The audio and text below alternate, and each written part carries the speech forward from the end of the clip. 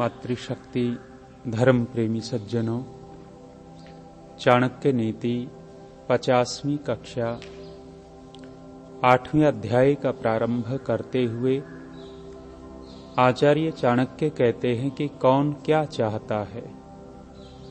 उसकी चाहत से, इच्छा से व्यक्ति की योग्यता का पता लग जाता है कि व्यक्ति किस स्तर पर अपना जीवन जी रहा है। कहा अधमा धनम इच्छन्ति धनम मानम च मध्यमाः उत्तमा मानम इच्छन्ति मानो ही महताम धनम। कहते हैं कि जो निम्न इच्छा वाले होते हैं, छोटी सोच वाले जो होते हैं, वो केवल धन की इच्छा करते हैं। हमें केवल और केवल धन चाहिए, चाहे इज्जत जाती हो, चाहे और कुछ जाता हो, उससे कोई मतलब नहीं है। केवल धन का संग्रह हो जाए किसी भी प्रकार से, तो आचार्य चाणक्य कहते हैं वे अधम पुरुष हैं, वो नीच पुरुष हैं, निम्न लोग हैं जो केवल धन की इच्छा करते हैं। दूसरा कहा धनम मानम च मध्यमाः, और जो बीच के लोग हैं वे दोनों की इच्छा करते हैं। वो धन भी चाहते हैं और सम्मान भी चाहते हैं, इज्जत भी चाहते हैं। और जो कहा उत्तमा मानम इच्छन्ति, जो उत्तम लोग हैं, श्रेष्ठ लोग हैं, वो केवल इज्जत को मुख्यता रखते हैं। मान सम्मान बना रहे उसके लिए वे सब कुछ करेंगे। धन जाता है तो कोई बात नहीं, लेकिन सम्मान नहीं जाना चाहिए। इस प्रकार का व्यवहार उनका रहेगा। मानो ही महताम धनम, क्योंकि महापुरुषों का जो बड़ा धन है वो सम्मान ही है, वो इज्जत ही है। अपने मान सम्मान के लिए लोगों ने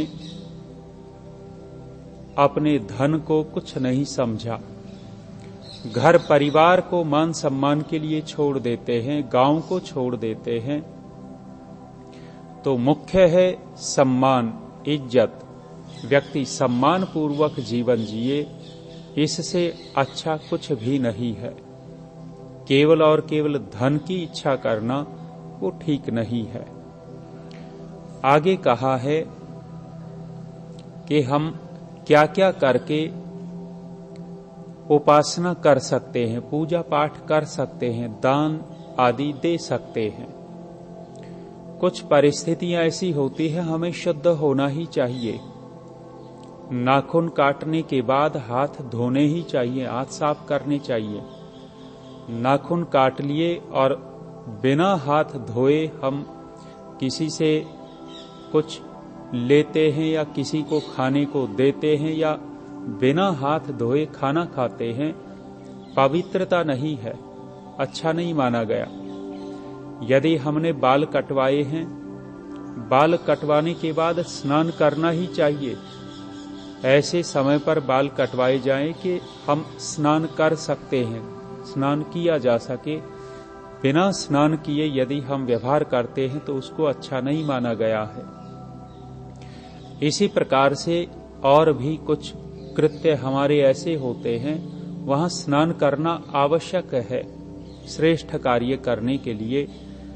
किंतु आचार्य चाणक्य यहाँ कहते हैं कि कहां कहां बिना स्नान के कार्य हो सकता है, काम चल सकता है।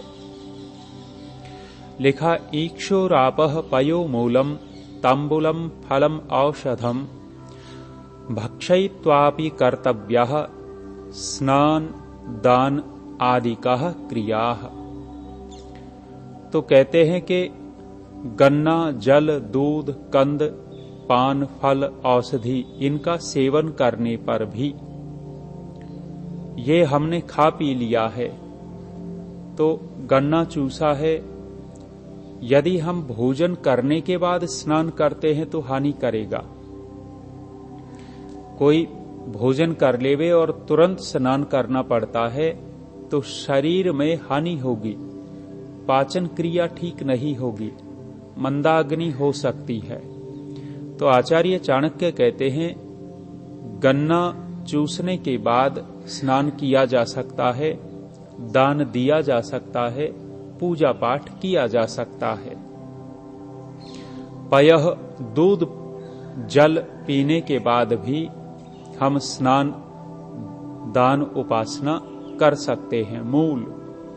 मूल कंद मूल जो होते हैं, जो जमीन के अंदर रह करके जो फल होते हैं, उनको कंद मूल कहा जाता है। शकरकंद जैसे है, शकरकंद, जिमीकंद और भी कंद होते होंगे। और मूल जो है, जैसे गाजर है, मूली है, सलगम आदि है, ये मूल हैं। चुकंदर भी जमीन के अंदर होता है, तो कहते हैं कि इनको खा करके भी हम स्नान कर सकते हैं, ध्यान कर सकते हैं, दान दे सकते हैं, धर्म कार्य किए जा सकते हैं। और कहा तांबूलम। तांबूलम का तात्पर्य है पान खा करके। जिस तरह आजकल पान खाते हैं, उस पान की चर्चा कहीं भी शास्त्र के अंदर नहीं है, न तो आयुर्वेद के अंदर है और न अन्य ग्रंथों के अंदर है। ये नशे वाला जो पान खाते हैं और मुंह को लाल बनाए रखते हैं, मुंह उठा करके बात करनी पड़ती है उनको, मुंह भरे रहते हैं, उस पान की चर्चा नहीं है। पान का पत्ता जो है भोजन के बाद लिया जा सकता है, खाया जा सकता है। जैसे भोजन के बाद कुछ लोग सौंफ खाते हैं, इलायची मुंह में रख लेते हैं, लौंग मुंह में रख लेते हैं, तो इसी प्रकार से पान का पत्ता भोजन के बाद खाते हैं या पहले भी खा लेते हैं। तो कहा है कि पान खाने के बाद स्नान किया जा सकता है, दान उपासना की जा सकती है। और कहा है फलम औषधम, फल खाने के बाद भी ये कार्य किए जा सकते हैं और औषधि लेने के बाद भी ये कार्य किए जा सकते हैं, क्योंकि हल्के होते हैं। एक सामान्य निर्देश है, ऐसा न सोचे कि भी कोई बात नहीं, हमने तो फल का आहार कर लिया है और फलाहार कर लेंगे, स्नान भी नहीं करना पड़ेगा। ये एक सामान्य सी बात कही है, अन्यथा ऐसा नहीं है कि खा पी करके ही हम स्नान करें, ध्यान उपासना करें। यदि व्यक्ति बिना खाए पिए ये कार्य करता है तो अधिक श्रेष्ठ है।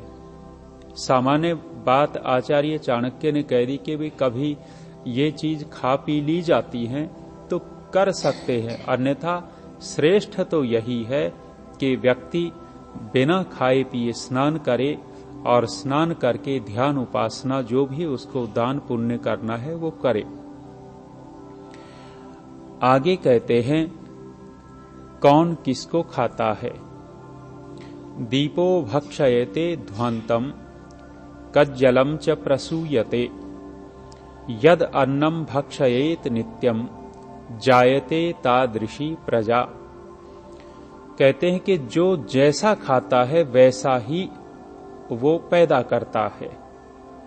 कहते हैं दीपो भक्षयते ध्वांतम, दीपक जो है अंधेरे को खाता है और अंधेरे को खाकर के पैदा क्या करता है, कज्जलम च प्रसूयते, और कालीमा को पैदा करता है।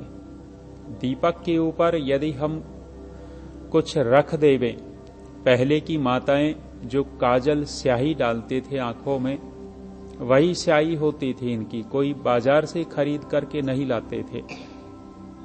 घी का दीपक जलता था, उसके ऊपर पलटा वल्टा या कुछ और चीज रख देते थे, थोड़ा सा ऊपर लौ के, तो वो लौ, उससे जो धुआं निकलता था, कालीमा निकलती थी, वो उस पलटे के ऊपर चिपकती चली जाती और मोटी सी परत हो जाती थी। उसमें कोई घी या तेल डाल करके माताएं उसी को काजल के रूप में प्रयोग करती थी। तो आचार्य चाणक्य कहते हैं कि दीपक, दिया अंधेरे को खाता है और अंधेरे को खा करके कालीमा ही पैदा करता है। कहा यद अन्नम भक्षयेत नित्यम जायते तादृशी प्रजा। इसी प्रकार मनुष्य भी जैसा अन्न खाता है उसी प्रकार की संतान पैदा करता है। यदि मनुष्य ने धर्म पूर्वक कमाई से अन्न का ग्रहण किया है तो संतान भी धार्मिक पैदा होगी, और यदि मनुष्य ने छल कपट का अधर्म का अन्न खाया है, अधर्म का अन्न खाया, हिंसा कर कर के अन्न खाया, दूसरों को सता कर के अन्न खाया है, तो उसकी जो संतान पैदा होगी वो भी निकम्मी संतान पैदा होगी। तो आचार्य चाणक्य ने कहा है कि जो जैसा खाता है वैसा ही पैदा करता है। छांदोग्य उपनिषद के अंदर कहा, आहार शुद्धौ सत्व शुद्धि। जब आहार शुद्ध होता है तो व्यक्ति की बुद्धि शुद्ध होती है, सारी धातुएं शुद्ध होती हैं, शरीर शुद्ध होता है, मन शुद्ध होता है, तो वो जो संतान पैदा करेगा वो उत्तम पैदा करेगा। आगे कहा, वित्तम देहि गुणान्वितेषु मतिमन्नान्यत्र देहि क्वचित्, प्राप्तम वारि निधेर जलम घन मुखे माधुर्य युक्तम सदा, जीवान् स्थावर जंगमांश्च सकलान् संजीव्य भूमंडलम, भूयः पश्य तदेव कोटि गुणितम गच्छन्तम अम्भो निधिम। कहा है कि व्यक्ति किसको देवे, दान आदि देना पड़े तो कहां देवे। मुख्य बात इन श्लोकों में कही गई है। कहते हैं कि हे बुद्धिमान मनुष्य, तू गुणी पुरुषों को ही धन दे, गुणहीन लोगों को धन मत दे, दान मत कर। क्यों? कहते हैं कि देखो, जैसे समुद्र का खारी जल होता है और वो समुद्र बादलों को अपना जल दे देता है। गुणी को जल दिया, बादलों को जल दिया, तो बादल क्या करते हैं, बादलों को समुद्र का जल प्राप्त होता है तो बादल उस जल को मीठा बना करके, मधुर बना करके कहां कहां दे देते हैं, कई गुणा बना करके बादल बांट देते हैं। तो इसी प्रकार कहा है कि मनुष्य को गुणी लोगों को ही धन देना चाहिए, दान देना चाहिए, जिससे वे गुणी लोग उस धन को और अधिक पवित्र करके और अधिक समाज का कार्य कर देते हैं। जब बादलों का जल नीचे गिरता है तो करोड़ों गुना हो जाता है और करोड़ों करोड़ों प्राणियों की तृप्ति करता है, प्यास बुझाता है। तो इसी प्रकार यदि अपने धन का सदुपयोग करना है और दान की इच्छा है तो गड्ढे में न दे देवे, मूर्खों को न दे देवे, बिना सोचे विचारे न देवे। आजकल के जो पाखंडी लोग, गुरु बाबे लोग घूम रहे हैं, इनको लाखों लाखों रुपए दान दे देते हैं लोग। आयोजन करवाएंगे, कथाएं करवाएंगे, रात भर का जागरण करवाएंगे और उसमें करोड़ों करोड़ों रुपए खर्च कर देते हैं। एक सप्ताह भर की भागवत कथा में बड़े बड़े जो पूंजीपति लोग हैं, 1-1.25 करोड़ तो इनके लिए सामान्य चीज है। वहां जब इतना धन इन्होंने बर्बाद किया है, व्यर्थ में खर्च किया है, इतने ही धन से बहुत बड़ी संस्था खड़ी हो सकती थी, विद्या का प्रचार हो सकता था, गरीबों को सुविधाएं मिल सकती थी, लेकिन नादान लोग ऐसी जगह अपने धन को खर्च कर देते हैं जिसका कोई लाभ नहीं होता। तो आचार्य चाणक्य ने यहां संकेत किया है कि हम दान देवें तो सदैव गुणी लोगों को दान देवें, मूर्खों को, गुणहीन लोगों को दान न देवें। अब यवन लोगों के विषय में कहा, क्योंकि चाणक्य के समय यवनों का आक्रमण भारत देश में होने लग गया था। सिकंदर उसी समय भारत में आया था और कुछ कुछ लोग भी भारत में आक्रमण करने लग गए थे।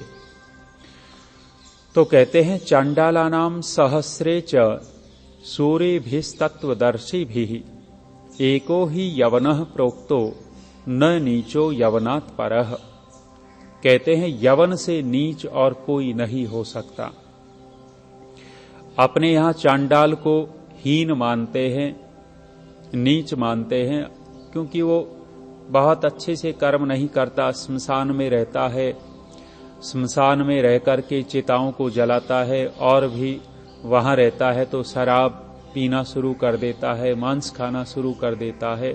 चांडाल की बात आई तो कहते हैं कि तत्वदर्शी विद्वानों का कहना है, समझदार लोगों का कहना है कि एक यवन 1000 चांडालों के समान होता है। और कहा यवन से बढ़कर के कोई नीच नहीं होता। अर्थात ये यवन, ईसाई, मुसलमान लोग, इनमें जो अच्छे हैं वो अच्छे हैं, उनकी निंदा बिल्कुल नहीं है, किंतु इनके सिद्धांत, इनका व्यवहार, इनका खान पान, वो आप देख लीजिएगा कि कितने निम्न स्तर के हैं। ये अपनी बहन तक के शादी कर लेते हैं, बाप अपनी बेटी से शादी करके वहीं उसी घर में ही रहने लग जाता है। कौन बाप होगा जो अपनी बेटी से विवाह कर लेवे? लेकिन मुसलमान लोग अपनी ही बेटी के साथ विवाह कर लेते हैं, अपनी ही बहन के साथ विवाह कर लेते हैं। इनके लिए कोई नियम नहीं है। इस प्रकार के व्यवहार को देख करके आचार्य कहना चाहते हैं कि ये इतने श्रेष्ठ नहीं हो सकते। आगे कहते हैं तैलाभ्यंगे चिता धूमे मैथुने क्षौर कर्मणि तावत भवति चांडालो यावत स्नान न च आचरेत। कहते हैं कि मनुष्य चांडाल कब तक रहता है? चांडाल का तात्पर्य यहां अशुद्ध से लेना चाहिए, पवित्र नहीं हुआ है कब तक? कहते हैं कि जब यदि तेल की मालिश करवाई है, तेल मालिश शरीर पे करवाई है, जब तक स्नान नहीं कर लेता तब तक वो शुद्ध नहीं होता। कहने का तात्पर्य है तेल मालिश करवाने के बाद, मर्दन करवाने के बाद स्नान करना अति आवश्यक है। बिना स्नान किए रहेंगे तो शरीर की हानि और कपड़ों की हानि। तेल चुपड़ा हुआ शरीर में है और ऐसे ही कपड़े पहन लिए तो कपड़े खराब होंगे। चिता धूमे, और कहते हैं कि चिता के धुएं का स्पर्श हुआ है, स्मशान में गए हैं, तो जितने भी जो भी स्मशान में जाने वाले हैं वे लौट करके स्नान अवश्य करें। बिना स्नान किए वे शुद्ध नहीं होते, पवित्र नहीं होते। और कहा मैथुने, यदि काम क्रीड़ा की है तो उसके बाद भी स्नान करना चाहिए। स्नान करने की बात आचार्य ने कही। क्षौर कर्मणि, और कहा हजामत बनवाने के पश्चात, बाल कटवाने के पश्चात, नाखून कटवाने के पश्चात स्नान कर लेना चाहिए। कहते हैं जब तक स्नान नहीं करता तब तक वो अपवित्र ही रहता है। और आगे कहते हैं अजीर्णे भेषजम वारी जीर्णे वारी बलप्रदम भोजने च अमृतम वारी भोजनांते विषप्रदम। जो जल है, इस जल के अलग अलग परिस्थितियों में अलग अलग नाम दे दिए। जल का एक नाम औषधि भी कहा है, जल का नाम बल देने वाला कहा, जल का नाम अमृत कह दिया और जल को ही विष कह दिया। लेकिन कब कब ये हो जाता है? तो कहा अजीर्णे भेषजम वारी।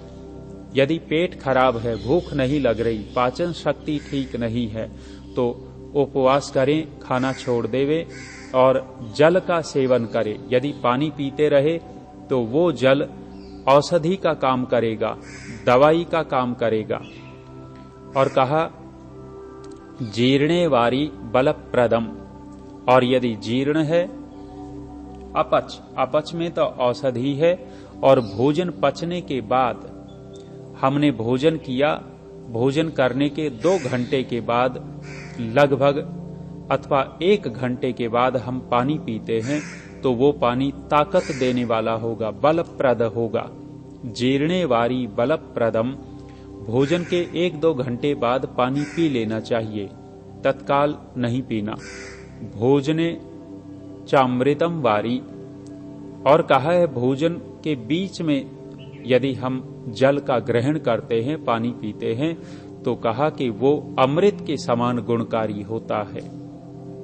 भोजनांते विषप्रदम, और भोजन करने के बाद यदि हमने जल पिया है, तत्काल पानी पी लिया, खाना खाया, पेट भरे और 2 गिलास ऊपर से पानी पी लिया, तो कहते हैं कि वो विष के तुल्य हो जाता है, विष के समान कार्य करता है।